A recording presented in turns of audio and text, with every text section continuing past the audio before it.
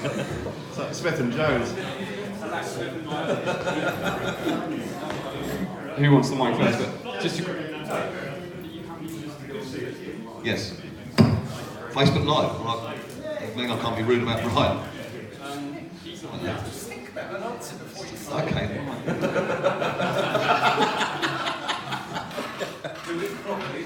How long have you been married? 4 years. Right. Still not consummated, you know. And it's not consummated. No, no. Till tonight. Not both ways, anyway. No. so has anyone got any questions? No. The answer to the question you all want to ask is 9 inches, by the way. Sorry, there's a lady here. Where's Morgan? Come on, Morgan. He meant 6. Where do you get your strings from? And then you build When I get my strings from, I get them from a very fine string emporium called A Strings, Andrew, as you know. I don't pay for mine, so I don't know if anyone else does. You get me, if you just say you know me, you get it for nothing. Have you bought a fridge recently? Yes, I have bought a fridge, it doesn't work. No, it doesn't work. That's the point, where is it? Is that in the back of your car? Yeah. Good. Yes, I have bought a fridge and it didn't work. From A Strings. In fact, no, I didn't pay for that either, did I?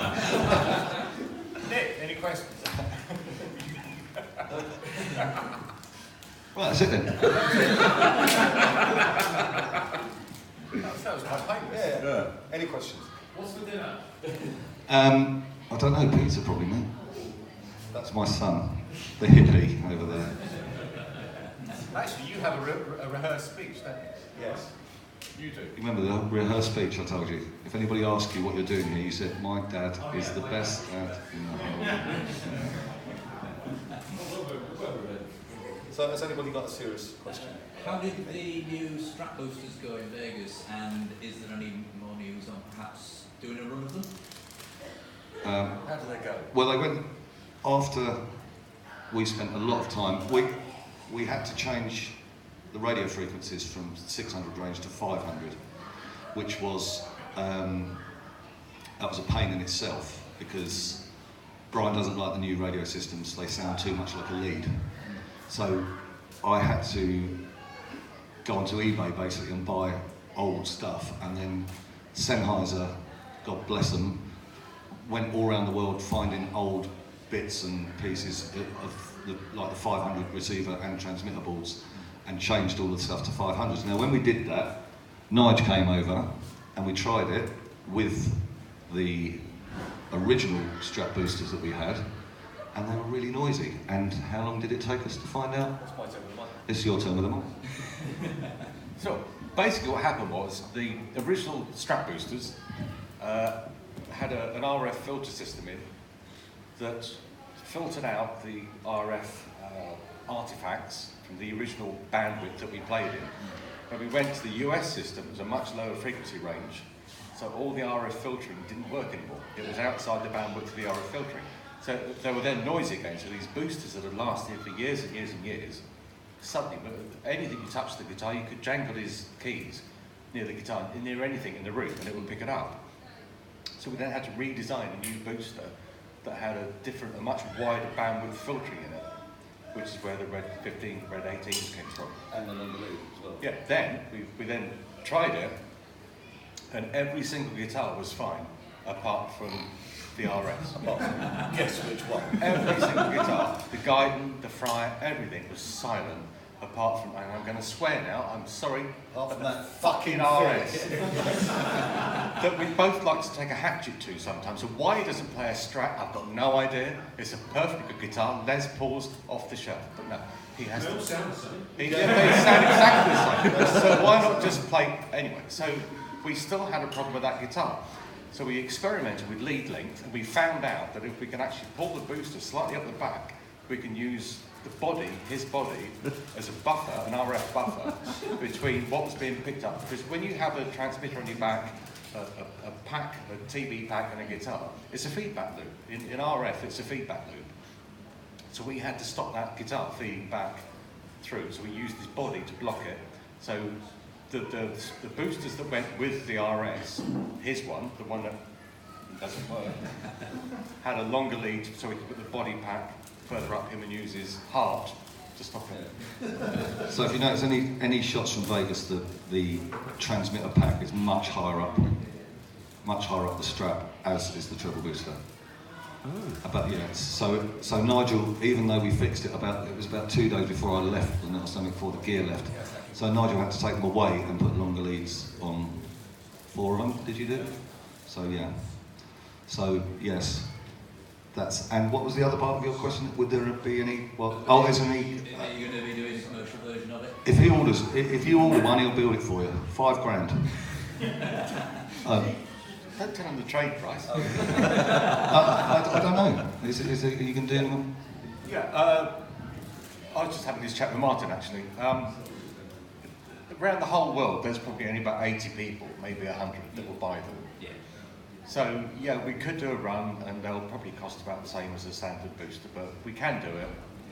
But I can't see it actually just flying out the windows if it's the new things of tomorrow. But yeah, if you want one, if enough people want it, we'll do it. But there is. We're going to do another booster, aren't we?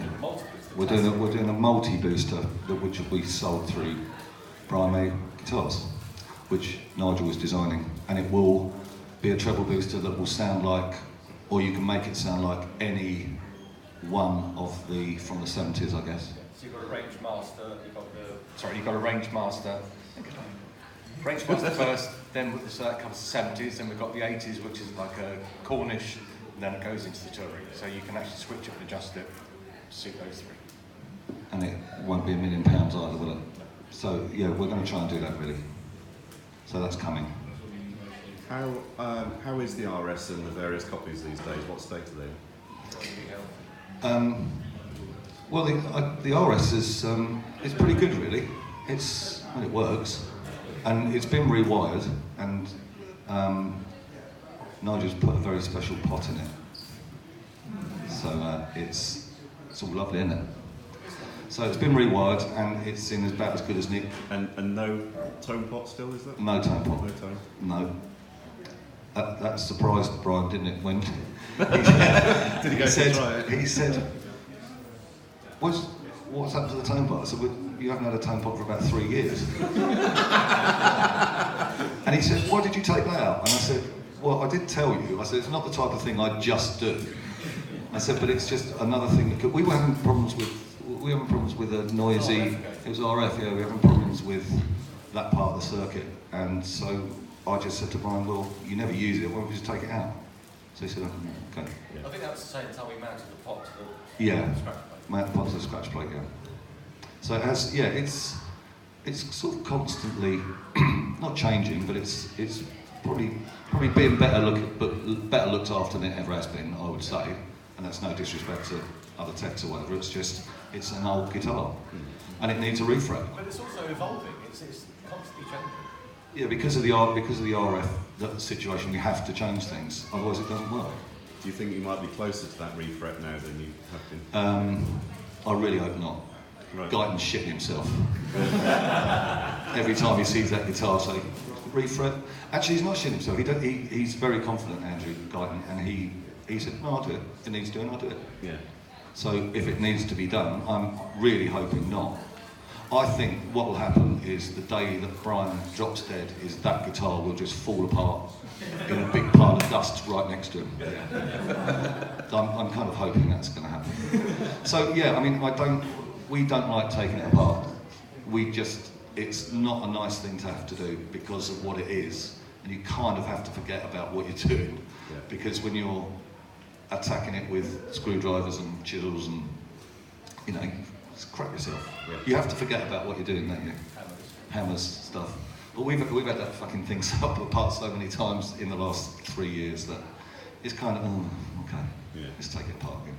When the leg of a pickup falls off or something, you just go, God. Yeah, the leg of the pickup fell off mid-tour. That was quite amusing. Yeah, mid-song. And he gave it to me. It was really strange because the leg had fallen off, so consequently, I just put that down. Consequently, when he was playing the guitar, the pickup would fall forward onto the strings, and it would mute the strings. And he was saying, the string, the broken string. I put it down on the bench, and of course the pickup would flap back down again. And I'd be like, "What the fuck are you doing?"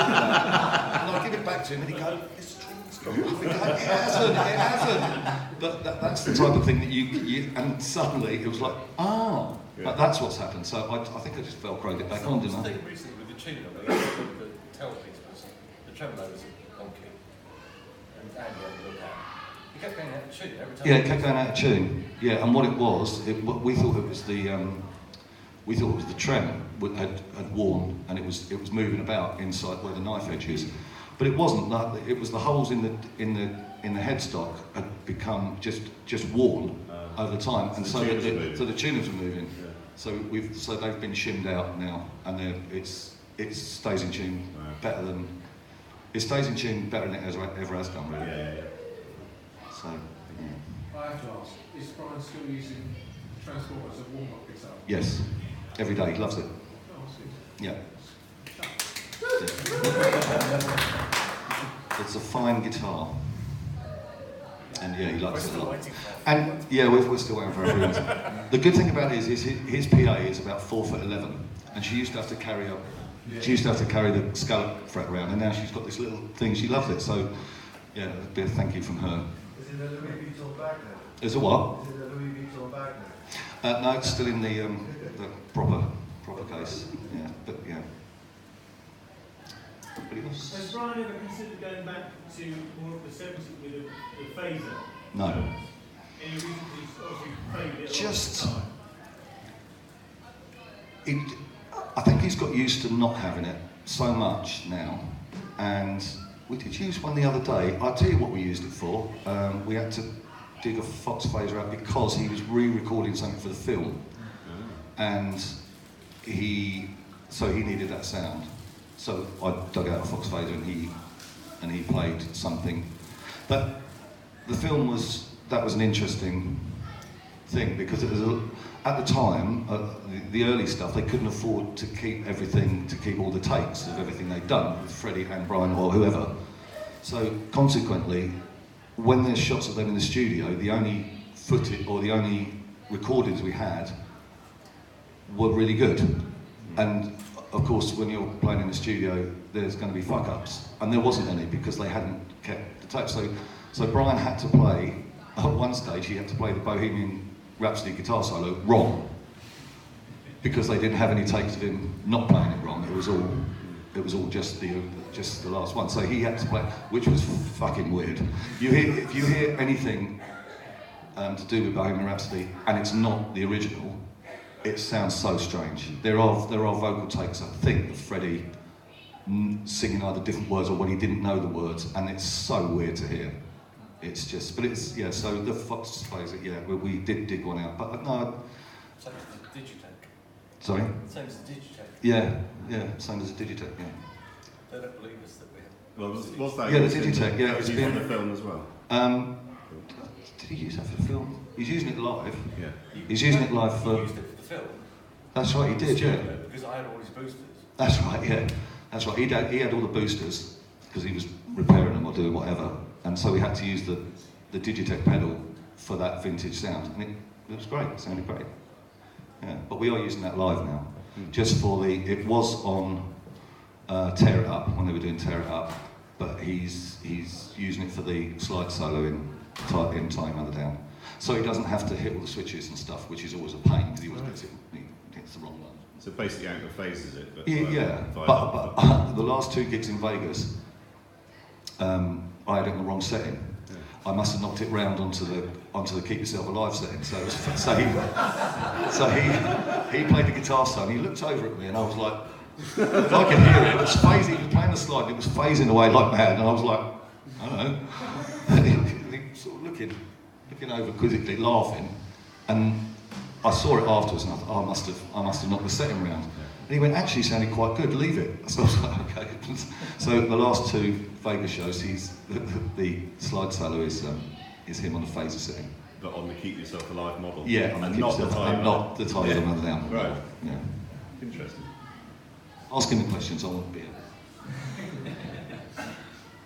Is it true that Susan Bowles playing you in the sequel? Yes. Next. I think you should come and join us, Andrew. I don't think I should, because I'm going to punch you in the head. Are you? I was going to punch him in the groin. You wait, you'll stay around my house tonight. Yeah. You're sleeping with me. Yeah. Welsh fan. Any other questions? Nigel. Yes. Can you tell us about the Deaky plinth? I think it was. Oh, that's exciting, isn't it? That is exciting. You That tell is them about the exciting. Deaky plinth. That's really good, that is. So, the Deaky plinth. Pete said to me, can you build a power supply for the Deaky? And I said, yeah, but it needs to be a very special power supply with so much protection in that if anything went wrong, it would just shut down rather than damage the amp. Because I don't want to be responsible for that thing going. So not the one that you'd already made, the dabs thing. No, that's No. fine. Yeah. That will protect the amp, but Yeah. not to the extent if you've suddenly got a power surge or something. I was not going to be responsible for that. So I said it's going to need a bigger board, so we built it into a plinth, so you can sit on it and have a power supply inside. And he said, yeah, while you're at it, put a fucking treble booster in there and everything else, as Pete does. He comes up with these great ideas. No idea how much it's going to cost. He's an ideas man. I think it's the best way to describe it. Yeah. I can't. The list is endless of the ideas that Pete comes up with sometimes. And it takes 15 coffees sometimes just to get to the end of the list of Pete's ideas, and that's just for garden gnomes. It's true. Brilliant. My first conversation with him when I went to Allerton Hill to talk about theme was, oh, you build theme parts, can you guys make some garden gnomes in the form of a rock icon, and we'll call them Rockeries. So, okay, it's a bit random, we'll give it a go. So we come up with some price and something. No, I'm fucking paying that. So anyway, having then said we're going to do a plinth, we're going to do a power supply, let's stick a treble booster in there. I thought, next door, bouncy cars to stop it. I thought, while we're there, why not put interfacing in so we can record direct from the treble booster with an interface, straight to the desk, re-record it, back out. So we now have a system that you can record, you can plug Brian into the Deaky, he can get all the feedback he wants, you can record the treble booster output straight to the desk, and then reroute that back to the plinth, it'll then play through the Deaky amp. So if you want to add any effects, you can now re-record through the Deaky amp. You can also take the Deaky plinth downstairs, plug it into the AC30, get all the feedback you want from an AC30, then take it back upstairs, route it through the Deaky, and record that feedback through a Deaky. So you can have constant feedback, anything you want from any of those amp sources. So that was the idea behind the plinth. It's a work of genius. It is a work of genius, I have to say. Honestly, I'm as good as they say. He's better than you. I am better than that. He's better than that. That's the NAX unit. Thank you. What about the unit that you built for him to use for Kerry, so that you can play the amp for the The AC Deaky. Yeah. Is that going to carry on? Are you going to work? Do you like it? Was it? Well, right, so it worked to a point. Brian used it. He wasn't totally. Not totally. Yeah, it's about 80% happy with it, and it's for playing his kind of stuff at low levels. He just wanted so much feedback through the monitors, and they had a shitty monitor system for that gig. So there was nothing coming back, so there was no feedback, so he couldn't sustain notes like he's used to. And it's all down to feel with him. As long as he feels he can control it and do what he wants, he's happy. So if you whack that system through the desk, it sounds okay, you can do it, but it's kind of like got to the bottom of the pile. And it does need a lot of work. I know damn well we can make it work, and especially with the Vox new tubes, so we can actually make a valve version. So it's on the back burner, but at the moment, until people stop giving me work, I'm not going to have time to play with it. Peter and everybody else. Oh, sorry. And the other thing is, why would we need it? He's got AC30s, which he's been playing through for God knows how. He doesn't need to change anything, and he's a creature of habit. He is. He'll play AC30s and the Deaky till he dies, and they're all mic'd up the same, and they're mic'd up the same as they always are and always have been. And it's why change it? He sounds like him, so what do you need to change it for? I kind of like design stuff for Brian, rather than I'm not really a commercial venture. I don't design and build stuff to sell per se. if Brian wants something, I'll build it, I'll design it, and then we'll sell it. But apart from that, I'm not going to just say, let's design something that I can sell. I mean, I've had at least 50 people saying, why don't you make an old version of a Fox Phaser? Why don't you make a CE1? Why? You know, my life's worth more than that. And just sitting down and just churning out old people's shit that 50 people might want. So it's just not, I'm sorry, but it's just not going to happen because my life is worth more than that. Sorry. And we do actually have lives as well, outside of this. And he takes up enough of my time. I take up enough of his time. I have to apologise to his wife the whole time. So I'm really sorry, Every Shell. morning. I'm really sorry, Shell. I'm sorry I've taken his weekend away again. But you know, that's what he's there for. Anybody else? Yeah, also, I noticed that the amps are getting more and more slanted away from him on stage. Has that been an issue? Is that for Adam or is that for Brian? It's a bit of both. Right. It's the stage is a lot shallower than it used to be. He's a lot closer to them, and yeah, it's for Adam and him. If they're blasting behind straight at him, then yeah, it's a bit uncomfortable for him, I think. But they're a lot further forward than they used to be. He's a lot closer, so he'd rather point them at me, which is great. But no, it's actually helpful for me to be able to hear them, because I can't. I've tried wearing ear defenders, but I can't hear if anything's gone wrong. So if they're pointing at me, it actually does help. It doesn't help the monitor guy, but it helps me. Yeah, well, it just helps. It helps me. I have to be able to hear it, because if I'm doing something, I can always.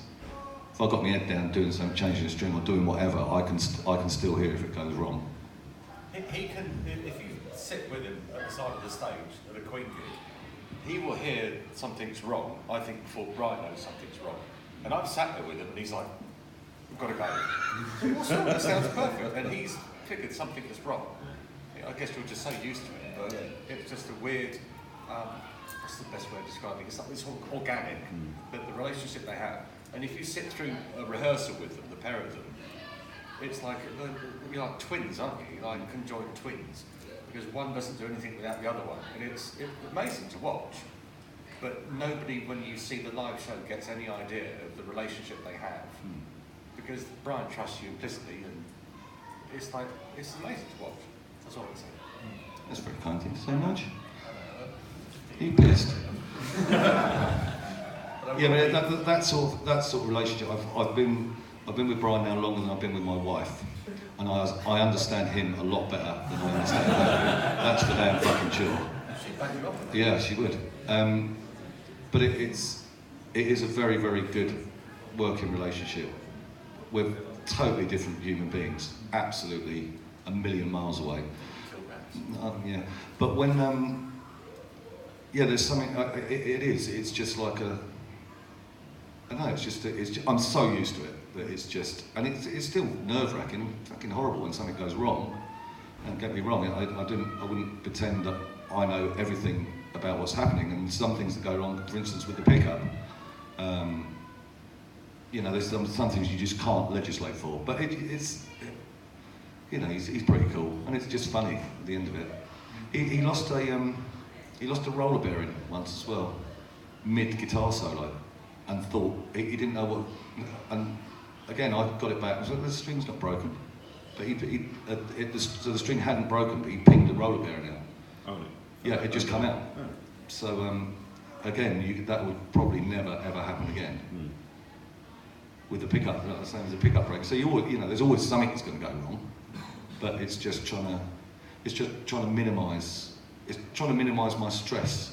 All of what I do, especially with Nige, is if it makes it 1% more robust, 1% better, it's that extra 1% that I don't have to worry about. So a good show for me. I don't care what the audience are like. I don't care what the venue's like. I care if nothing goes wrong. Then that's a good gig for me. Immaterial of what he's played or how the crowd are or what's happened in the day. A good day at work for me is when nothing goes wrong, and that's it. How was it? How was Vegas? Fucking messy. It was a 3-week holiday. It was fucking great. And then could you just leave stuff in place night after? Yeah. Not have to take. So No. this has been great. It was fantastic. Yeah. I was in the pub at 10:30 every night. And I didn't have to be at work until 3:30 the next day, Yeah. even if there was 2 in a row. Yeah. The first 6 days were pretty full on. After that, it was a holiday. It was great. Yeah. I loved it. Yeah. Yeah. I came back owing them money. Yeah. Yeah. What valves are you using? Are you using Rocco's valves or are you using Michael Hill's valves? I use Mike Hill's valves now. Are they cryogenic? Have you gone down that road? No, I think that's bullshit. Yeah, I It's absolute bullshit. Well, I think Mike's valves are they're more reliable. I can't remember the last time. Well, throughout the whole Vegas show, I didn't have an amp go down, and the previous tour, I think I had one blow up. Plus, Mike's got a good amp tech. Yeah, and Mike's a great amp tech, and I have them served. They're due a service now. I have them serviced the amps every 2 years, so he picks up problems. No, again, it's minimising my stress. I don't be running out on the stage changing amps. It's fucking embarrassing, especially with a hangover. I'm not drunk all the time. No, I am, aren't I? Yeah. I enjoyed that spoof video. I've only just seen it, probably well behind the. Do you know what? Me and him watched that last night. That's brilliant. It is, yeah. We were told, the guy who made it, Steve Bryce, who's a very good friend of mine and Nick's. Nick used to live in Pangbourne, just up the road, and that's how I know Nick. And he moved to Devon 3 years ago, about 3 miles away from this guy, Steve, who I work with, strangely. They've become really good friends. Steve is the video director, and he was asked by the band to make a backstage, behind-the-scenes video. And we decided we weren't going to do that. We decided we were going to make it so everybody was absolutely useless. And it worked out very well. And the band liked it so much that they put it on their official site. So yeah, and it was amusing. But those guys you see on there, that is, on a daily basis, honestly, you wouldn't believe how unprofessional we are at work, and right up until when the show starts, and then everybody puts their game face on. But the rest of it, we just fuck about the whole time. It's absolutely hilarious. It is. It's a joy to work with those people. It's very funny. You sort of experienced it for about a week, haven't you? And it's great. It is good fun, isn't it? And we just muck about. It's great. It's like a load of kids, So much a load of 50-year-old kids. To take me meds. Yeah. Anybody else? We noticed some panels between the amps in Vegas. Panels. Yeah, we were having, the front house guy was having problems because of the way they were angled. You would not only get the amp noise, but you'd get the back of the other amp, the back of the amp that's in front of it. So the more they were angled round, the worse it was getting. So we got some acoustic baffles made up, because the one on the right-hand side one obviously didn't have anything blasting into it, and the other two do, so it was becoming unbalanced. It was a lot duller because you're basically getting 2 signals. So you're getting the amp, but you're getting the back of the other amp on 2 of them, but not on the other one. So we just, we had baffles made. Just made them up in the afternoon. Knocked them up. Bit of MDF, yeah. Bit of foam, yeah. Bit of badger hair, yeah. Sorry, Brian. He'd cut that bit. Sorry, he won't see it. He don't know how to work the internet. It's brilliant. Have you got any news on the BMG Tritonic pickups that were going to be added some replacements? What, for the Supers? Yeah. That has been a ball ache, but yes, they're coming. But it's been a ball ache, and for various reasons, manufacturing, and we still want Adrian to be involved, and he's not been that well, has he? He's not been that well, and I don't think he wants to make them. So, but we completely understand. Well, the thing about Adrian, he is absolutely passionate about the pickups, and he won't let BMG build anything that's got that brand on it. Thanks, sir. That's why we love the Germans. We don't love the Germans, do we? We do. But no, I mean, I've not been that involved with the pickups, but I just know that Adrian will not let go. So everything that Barry does with BMG and everything, and all the people that he's sourcing the bits from, has to be passed through Adrian. So just bear in mind that they will still be Addison pickups. They won't be built in his workshop, but they'll be as good quality and the same quality as Addison pickups. And that was the thing I said to Barry at the start of this when Adrian was unwilling to make them anymore. And we haven't fallen out or anything. It's just he's not been well. And I said to Barry, they have to be approved by Adrian. Otherwise, I'm not doing it. Otherwise, we're just, otherwise you just don't want to put the same pickups on. The pickups aren't the skies. They're good on the specials, but you can't put the same pickups on a £2,500 guitar. I think that's the wrong thing to do. And his pickups are amazing. So yeah, but it's just taking time. It's just one of those things that are taking time. We did try to get, was it bare knuckle we tried to get, but they couldn't do it. They couldn't. They would have to have tooled up. It would cost them so much to tool up because they're so unique, aren't they? They're unique pickups. The quantity just isn't there. If you went to bare knuckle and said that we want 250,000 of these a year, they'll do it. They'll do exactly the same spec. But you're not going to sell that many guitars. Mm. So you've got to find a bespoke, almost, I don't know, a little tiny company somewhere that's a cottage industry almost, that's prepared to do it and do it for the right price. And because everybody complains about the price of the Super anyway. Hang on 1 second. Andrew Morgan is buying a drink, everybody. Yeah. I don't know whether to drink it or frame it. Nick, drum roll.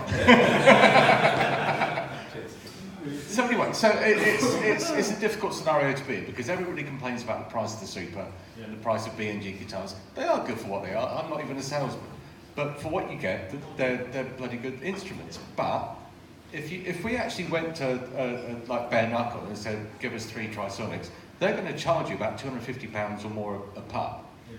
So that puts the 750 quid on the guitar, and you go, well, I'm not going to pay that. We're being ripped off. You're not being ripped off. It's just low quantity business, and that's where people need to understand that these are low quantity guitars. You get what you pay for. You're getting the craftsmanship of the people building it. You're not going to PRS who have thousands made. It's a bespoke instrument. And also,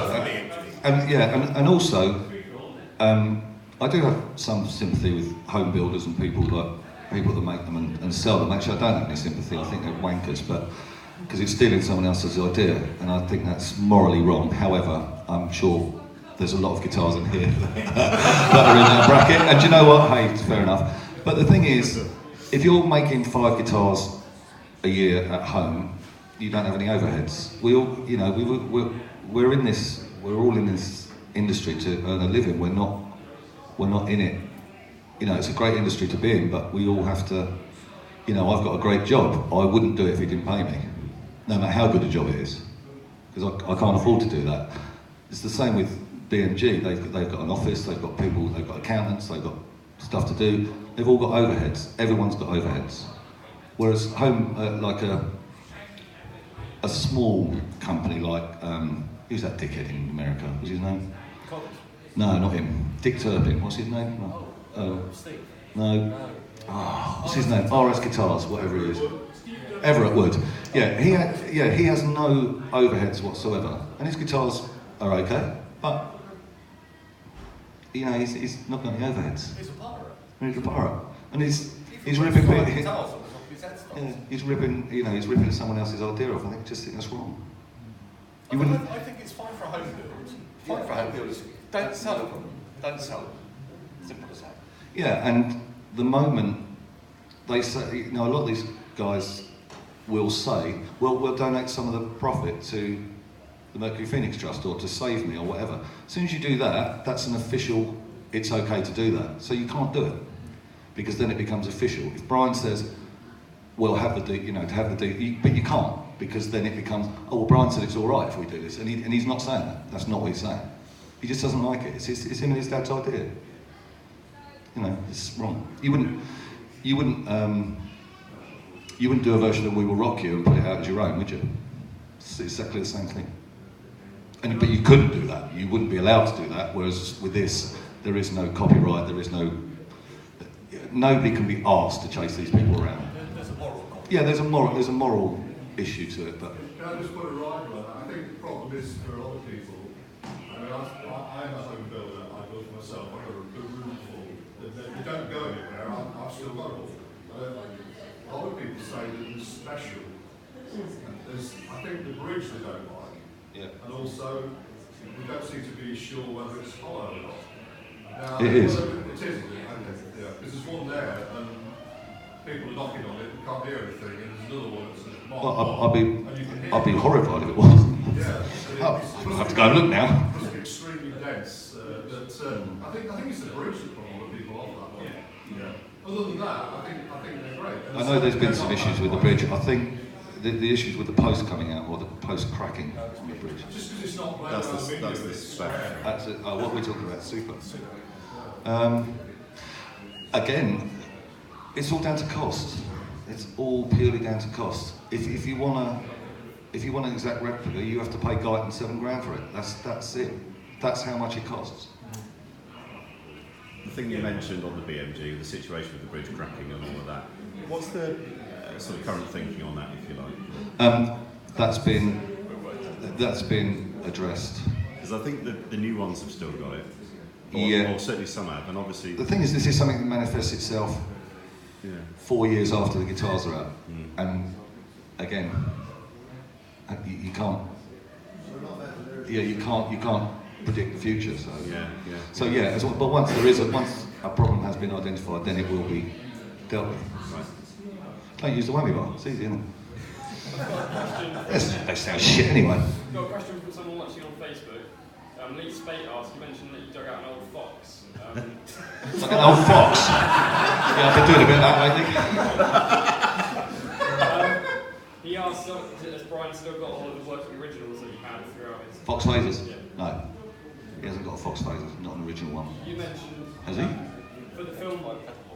Oh, in the 85? Yes, he has. Yes, he's got one in the 85 metal board. We should resurrect that, shouldn't we? No, we shouldn't. So what was the one you used? It was one I got off Morgan. It was a reissue one. Oh, gosh. And yeah, not very good. They're not very good. Shit. You should make those, shouldn't you? But original gear, he has, going back to the film, I was contacted by the props department, and they couldn't identify some of the guitars that were in old shots of like Rockfield, but he still has all the stuff. He still has that white Burns Bison. He's still got his Echoplexes from back in the day. He's still got the Echoplex his dad made. Yeah.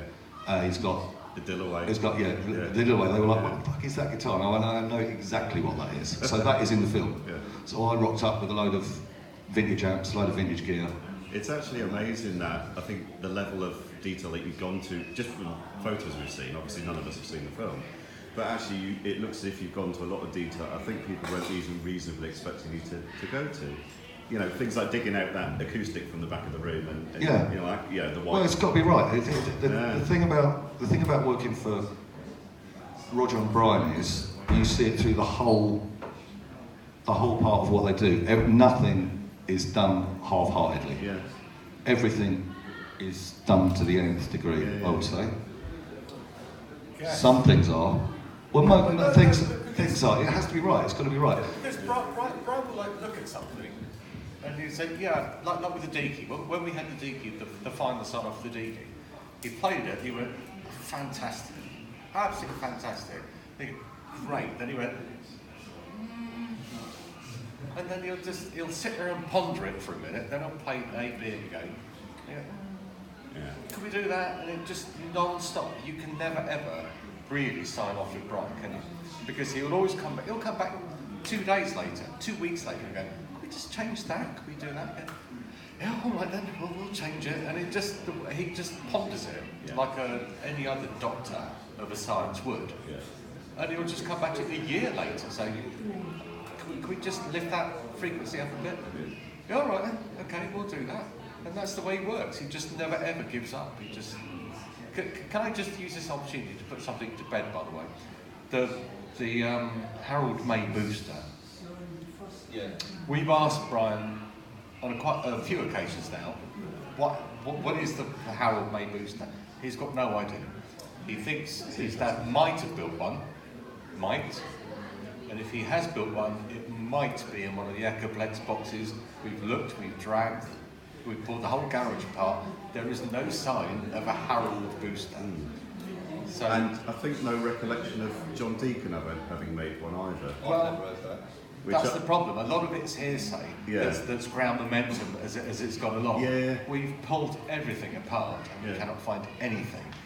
There is a picture, a very rare one, where he's got a box right in the early days, and the box appears to have a captive lead into the next pedal, and it's thicker than the normal Cornish box, and it's not much bigger. No idea. No. The problem is our source of information is Brian and Pete. And Pete's got no recollection, and we've been through all the rooms in the house, we've been through the whole of Allerton, we've been through the garage, nothing. So Brian doesn't know that there is nothing in storage that says it, so we cannot add any further to that myth or whatever it is. So if it did happen.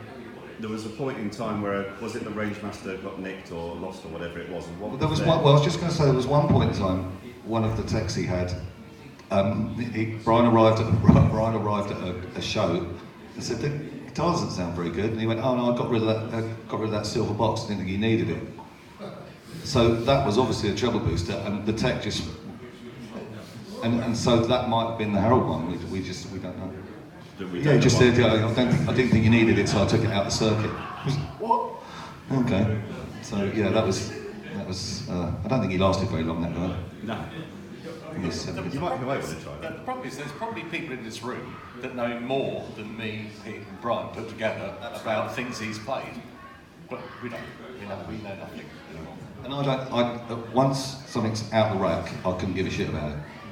I just couldn't care less. I couldn't care less what he used to play in the 70s. Yeah. I really couldn't. It's of no consequence to me what he used to play in the 70s. I'm just interested in what it sounds like now, because that's my job. I don't have to know about his 70s gear. I don't want to know. Was there ever any use of that stuff though for the film, like the old boosters and things? Yeah, but they weren't plugged in. Quillen actually learned to play quite well. Did he? But there's also a finger double that they employed as well for close-up shots. Dave Calhoun, a friend of mine, I got him the job. But it was purely for just authentic, just authenticity. It's just and Roger's drums there. However, some of it, if you look at the Live Aid shot, the amps are wrong. The first thing I said is all the amps at Live Aid, all the grill cloths were black, and some of them are brown, like that. And it was the first thing I said when I walked up. They went, "What do you think?" And I went, "Grill cloths are wrong." And they went, "Are they?" Yeah. And oh, it's a bit late now. So, okay. So if you look at Live Aid, the amp, but hey, who gives a shit? It's not meant to be a documentary. And it really isn't a documentary. So do you know if any of the old actual treble boosters from back in the day were used in the recording? I mean, recording, the soundtrack recording and the little bits of foley. No, I don't think so. So it was just wouldn't have gone that far. All modern stuff. Sorry. Sorry. You know how you said that you'd used the Digitech for something on the film, and did you ever dig out old Cornishes to do that sort of sound? Or I had them all. No, he had all of them. So it was what? It was Cats. I think it probably was a Cat booster. Yeah, for everything. I can't remember. It's whatever. I said it before. It's just a booster. There's 3 boosters downstairs near the amps, which everyone's got a battery in it. We use it. You guys put more onus on the booster than Yeah. Brian does. Yeah. Brian doesn't know what booster he's using. Yeah. I plug it in. He starts playing, and then we all go home. It's as complicated as that. Yeah. He doesn't know what's in his rack. He has no idea what effects are in there, how I do stuff. He don't care. Yeah. He just knows that when he turns up, it sounds the same as it did yesterday, and that's all he cares about. So I do all his pedals, apart from the wah-wah, and that's it. And he just concentrates on playing and running around. That's the way it should be. He doesn't care. He never comes over and goes, "What's that?" He just doesn't care. He doesn't care, or it's just not something he's interested in. Unless he says, "I don't like the way that sounds." If he says, "I don't like the way that sounds," or "I want to change that," then I change it. If he doesn't say that, I don't change it. I don't change anything. Got another question from, sorry. Not me again. I was at one of these solo gigs in the early 90s, and he stopped the gig, first song, he stopped the gig, and he said, "I don't sound right, I'll come back in 10 minutes." Has that ever happened again? No, that was not when I was working for him. No. No. Was it? Where was it? Was it on the Back to Light tour? Yeah. There was. I know there was gear issues at that time. It was also the first tour I think that used a radio system, and that was problematic, as radio systems are. So I have sympathy for the tech, but I think he'd been with Brian quite a long time there. That was Brian Zellis, and I think he'd had enough. That's my gut feeling. He's a lovely guy. He's a lovely guy. I just think he'd had enough, and he was there at the height of their popularity, and it takes its toll on you. Cover your ears a minute, by the way. The one thing that's happened since Pete's joined is that where other guitar techs go, "I've got to keep him going, I'm going to change this, I'm going to do that, I'm just keep going, the system is there." Pete, from day one, has gone, okay, because he comes from BT, so it's like a BT mentality. Yeah, this is great, but let's make it reliable. And everything he's done, he's just like slowly chipped away and said, let's make this reliable. That's failing now, because everything else is more reliable. That's failing. Let's look at that. And he's got this, a knack, I suppose, of just bringing the right team of people together to say, let's make that rig reliable. That's all he's concentrated on. We're all the people are involved have gone, look, we understand the tone, we can't change the tone, it's great, it is what it is. But let's make it reliable, and that's what there's like me, Mike Hill, Andy Guyton, all of us together have just gone, we just sat down and just, well, let's do what we can to make this reliable. And that's down to him. He's actually done it, and I don't think you've had a failure, have you really? You've never had a failure of any form during a gig. Apart from the pickup falling out, but that's Brian's fault, he built it. Yeah. So that's his legacy. That's what he can walk away into the sunset and go, look, these were the most reliable years of Brian's time. And that, I think, deserves a bit of applause on its own. And that's all I've got to say. I'm not going to big him up anymore, because he owes me a beer. But when I started working for Brian, he would constantly come over to me and say, "Is everything all right? Is it working?" And I'd look at him and go, "Yeah." But he was obviously in that mindset where he wasn't confident in the gear working from the sort of Back to the Light of the 90s. Sorry, yeah. So yeah, he would constantly ask me, "Is everything all right?" And I go, "Yeah, it's fine." "Does the guitar work?" I go, "Yeah." But he would go, and he doesn't ask me that anymore. He hasn't asked me that for. He doesn't come over. I give him the guitar. He goes and plays it. That's it. Doesn't worry anymore. Because I think he has confidence now in the gear, and it's down to these guys that I know what I want to do, and I'm not technically gifted enough to do it. Not like him. So I find someone like him, and I say, "Can we do this?" And he says yes or no, and that's how we do it. Has there ever been? Apologies if I'm asking the wrong people. Has there ever been any talk of doing some kind of like small club gigs full of, album tracks and deep cuts, as it were? No. Never. No. I'll tell you why. To rehearse early Queen stuff, they haven't got enough time to do that. Right. There is not enough time in their days to do Queen. That's what Queen Extravaganza are for. They do that. Okay. That they haven't. Also, it would be great for die-hard Queen fans to see that stuff, but 95% of the people there want to hear, we will rock you, we're the champions, no one bites the dust, da da da da da. Yeah. They don't want to hear. That's why I think when you do we're it. in Vegas, In Love and My Car comes on, everyone's going, Yeah. what's this? They don't know it. Great song, don't know. They're not interested in it. And most people who go to a Queen gig, they want to see the hits. And I wonder if they could just do something special though and market it as such. Yeah, this but is- what would be the point?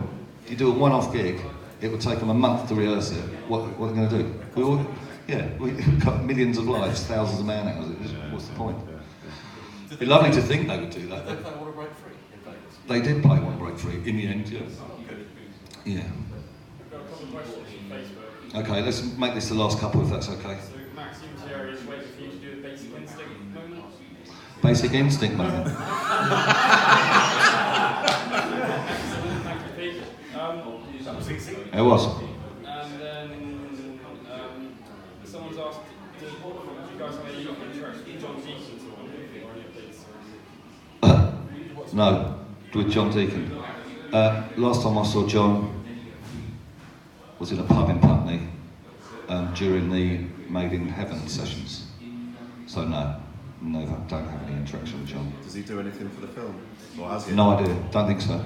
No idea. Watched it? Does he get No a idea. sign? No idea. Wow. Any plans to tour North America again next year in 2020? Or not next year, but in 2020? You know? Yeah, I'm not at liberty to say what's coming up next, I'm afraid.